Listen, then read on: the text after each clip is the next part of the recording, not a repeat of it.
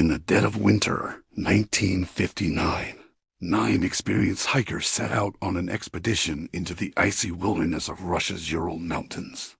They were young, skilled, and full of life, aiming to conquer a peak known as Otorten. They never returned. What happened to them on that frozen slope, a place now grimly known as Dyatlov Pass, remains one of the most chilling and baffling mysteries of the 20th century. The group was led by Igor Dyatlov, and for the first few days, everything went according to plan. Their diaries and photographs, later recovered, paint a picture of a cheerful and capable team, navigating the harsh but beautiful landscape. On February 1st, they set up camp on the slopes of Koletsiakal, or Dead Mountain in the local Nancy language. This was their last night alive. When they failed to make contact by their scheduled date, a search party was sent out. On February 26th, what they found was not just a tragedy, but a scene of pure, inexplicable horror. Their tent was discovered, but it hadn't been unzipped. It had been sliced open from the inside. It seemed the hikers had fled in a panic, abandoning all their warm clothing and supplies in the sub-zero temperatures.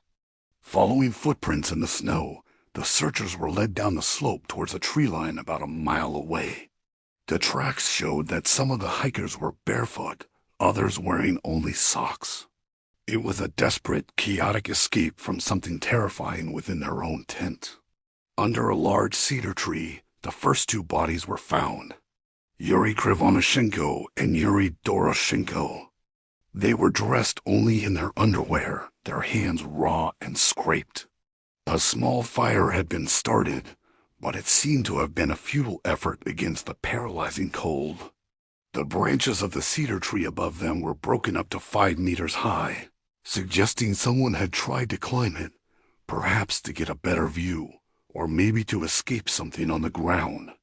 3 more bodies were discovered between the cedar tree and the camp: Igor Dyatlov, Zaneta Kolmogorova, and Rustem Slobodin. Their position suggested they were trying to make their way back up the hill to the tent. They had all died of hypothermia. Slobodin had a fractured skull, but doctors initially ruled it wasn't a fatal injury. Everything pointed towards a tragic, but perhaps understandable, accident.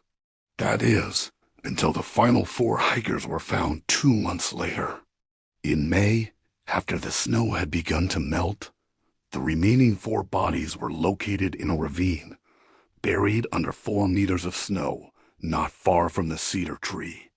And this is where the mystery deepens into sheer horror. Nicholas Thibault-Brignulis had suffered a massive skull fracture. Ludmila Dubinina and Semyon Zolotaryov had catastrophic chest fractures, injuries described by the medical examiner as being consistent with the force of a car crash. Yet strangely, there were no external wounds, no soft tissue damage. It was as if they had been crushed by an immense, invisible force.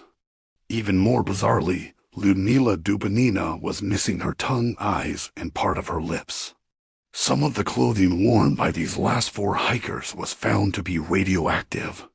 Not highly radioactive, but enough to be considered unusual. The official investigation concluded that the hikers had died from a compelling natural force. An unsatisfying and vague conclusion that has fueled decades of speculation.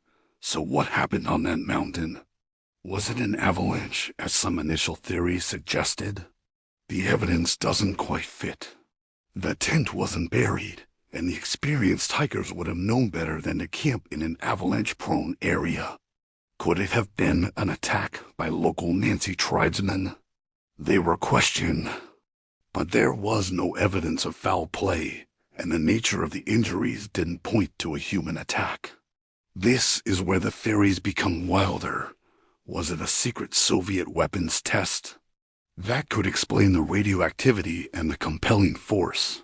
Perhaps a concussive blast that caused the internal injuries.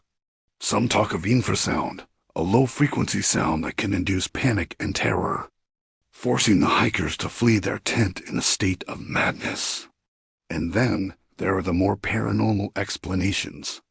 Aliens, a Russian Yeti, or some other unknown creature. Eyewitnesses in the area at the time reported seeing strange orange spheres in the sky, adding another layer of mystery. To this day, the Dyatlov Pass incident has no definitive answer. All we have are the chilling facts. 9 experienced hikers cutting their way out of their own tent into a frozen hell, some with horrific, unexplainable injuries. Whatever they saw, whatever they were running from, it was terrifying enough to make them choose a certain death in the cold over staying in the relative safety of their shelter. The mountain keeps its secrets, leaving us with a story that continues to haunt and mystify. Thanks for watching, and if you found this story as fascinating as I do, be sure to follow for more dives into the unknown.